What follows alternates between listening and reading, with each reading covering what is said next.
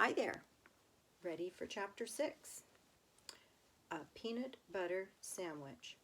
I told you to be careful, scolded Keith when his parents had gone to dress and Ralph had crawled down his arm into his hand. It wasn't my fault the door blew shut. Ralph jumped from the hand to the bedspread. Though Keith was a friendly boy, even a generous one, Ralph still did not like the feel of skin against his paws. It must be terrible to go through life without fur, and such a nuisance, having to wear clothes that had to be washed and drip-dried. Ralph knew all about drip-drying. Many were the drops of water from shirts and slips that he had dodged going in and out of his mouse hole. You didn't have to stay out so long, Keith pointed out as he began to dress. What's the use of having a motorcycle if you can't go tearing around staying out late? Ralph asked reasonably. You don't have a motorcycle, said Keith. I just let you use mine, and you better be careful. I like that motorcycle, and I don't want anything to happen to it. I'll take care of it, promised Ralph. So what? Chastened. I didn't want anything to happen to it either. It's going to be harder to get a chance to ride it now that my mother has seen you, said Keith. She's a terribly good housekeeper, and she's sure to complain to the management. Speaking of breakfast, you people are too tidy, complained Ralph. I'm not getting enough to eat around here. You don't leave any crumbs. I never thought of it, said Keith. What would you like to eat? Ralph was astonished. This was the first time in his life anyone had asked him what he would like to eat. It had always been a question of what he could get his paws on. You mean I have a choice? He asked, incredulously. Sure, said the boy. All I have to do is order it when we go down to breakfast and then bring you some. Ralph had to take time to think. After a diet of Zybac and graham crackers provided by little children, bits of candy, and an occasional peanut or apple core left by medium-sized children, or a crust of toast and a dab of jam left by an adult who had ordered breakfast sent up from the room service, the possibilities of choosing his own meal were almost too much. I know what I'd like, Ralph said at last, but I don't know what you call it. Once some people who said they were almost out of money stayed in these rooms. They had 4 children, all of them hungry, and they couldn't afford to go to the dining room, so they got some bread and spread it with something brown out of a jar and put some more bread on top of that. They whispered all the time they were eating because they didn't want the maid or bellboy to know they were having a meal in their room. Afterwards, they all got down on their hands and knees and picked up every single crumb on the carpet so no one would guess they had eaten in their rooms. It was a great disappointment. It smelled so good, like peanuts, only better. The boy laughed. It was a peanut butter sandwich. Sure, I'll bring you a peanut butter sandwich, or part of one. I'll eat part of it myself. It'll be kind of a funny breakfast, but I won't mind that. Where will you leave it? Asked Ralph. Keith thought a minute. Where do you live? He asked. In the knothole under the window. No kidding, Keith laughed. That's the hole I poked my finger in last night. I'll say you did, said Ralph. Scared me out of a year's growth. Nobody has ever guessed it's a mouse hole because it's a knothole instead of a chewed hole. I tell you what, said Keith, I'll bring up part of a peanut butter sandwich and poke it through the knothole. Just like room service. Ralph could not have been more pleased with the suggestion. Oh, what about the motorcycle? He asked. Where are you going to leave that? In my suitcase, I guess. Aw, come on, pleaded Ralph. Have a heart. Leave it someplace where I can get it while you're out during the day. You're supposed to be in your mouse hole, asleep, not riding around in the daylight where people can see you. Well, gee whiz, can't a fella even look at it? Asked Ralph. I bet you like to look at big motorcycles yourself. Yes, I do, admitted the boy. Well, I'll leave it back under the bed, like I said, but you promise not to ride it until after dark. Scout's honor. Ralph jumped off the bed and ran off to the knothole. Ralph's home was furnished with a clutter of things people dropped on the floor of a hotel room. Bits of Kleenex, hair, ravelings. His mother was always planning to straighten it out, but she never got around to it. She was busy fussing and worrying.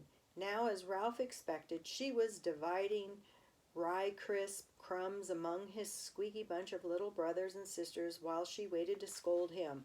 "Ralph, if I have told you once, I have told you 1,000 times," she began. "Guess what?" interrupted Ralph in an attempt to change the subject. "Somebody in 215 is going to bring us a real peanut butter sandwich." "Ralph!" cried his frightened mother. "You haven't been associating with people?" "Aw, he's just a boy," said Ralph, deciding to keep the complete story of his dangers and the glories of the past night to himself. "He wouldn't hurt us. He likes mice." "But he's a person," said his mother. Here they are talking, getting the talk.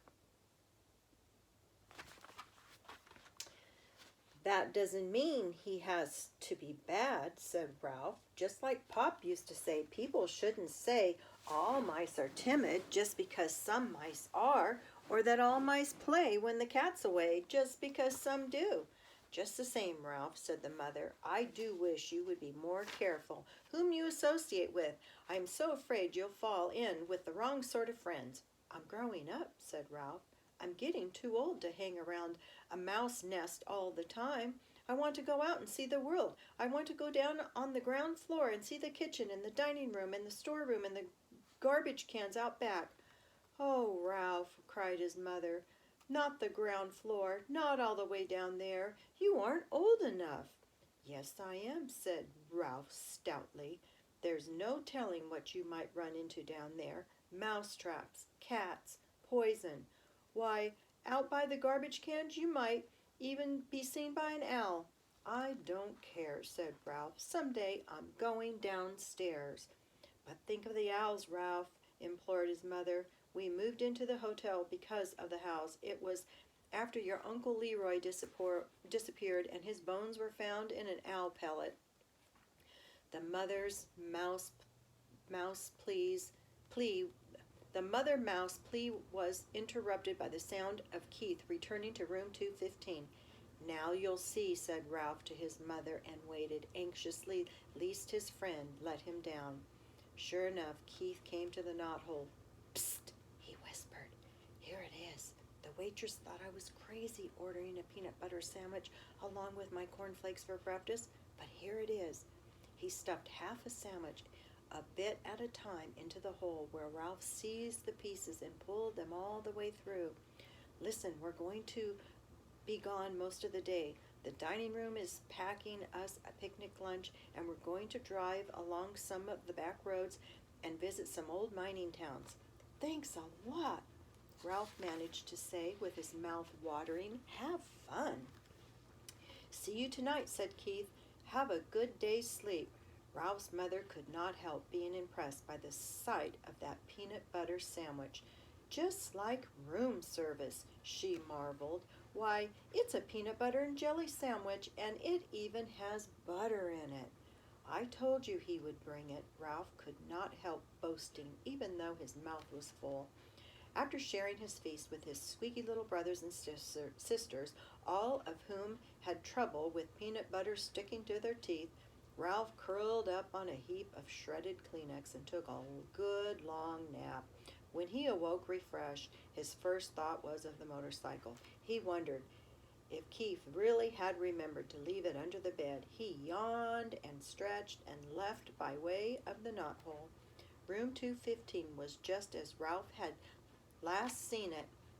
The bed had not been made, and there were no fresh towels in the wash basin. Ralph ducked under the sheets and blankets that had tumbled off one side of the bed, and there in the dim light he caught the gleam of chromium exhaust pipes. Keith had trusted him after all. He walked across the carpet and took hold of the hand grips once more. They felt just right in his paws, and he longed to be off, speeding around the threadbare spots on the carpet. But a promise was a promise. Keith had kept his promise about the peanut butter sandwich. Ralph would keep his about not riding the motorcycle in the daytime.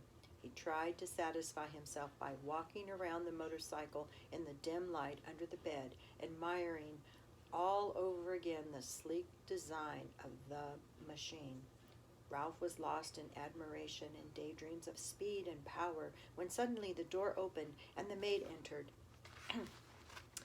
It was too late to make a dash for the mouse hole. The maid stripped the blankets and sheets from the bed, shedding unwelcome light on Ralph and the motorcycle. Her feet in white sneakers moved lightly as she gathered up the sheets and pillowcases and towels and dropped them with a soft plop beside the open door.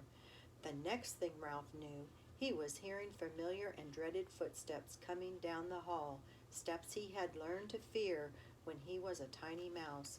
It was the head housekeeper, the woman who was in charge of all the maids in the hotel. He recognized her steps, and he recognized her shoes, stout, sensible black Oxfords. Nothing was ever clean enough for the head housekeeper, and Ralph's whole family lived in dread lest she discovered their mouse hole.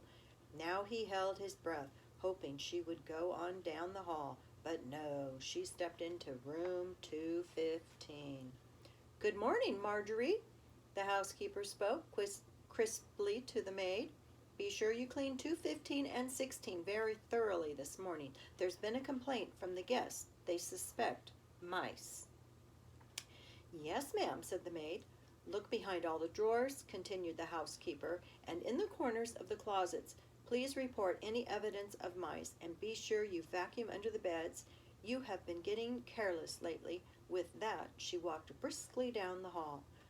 "Oh, grouch," muttered the maid as she reached into the hall for something that produced a sound that struck terror into Ralph's heart.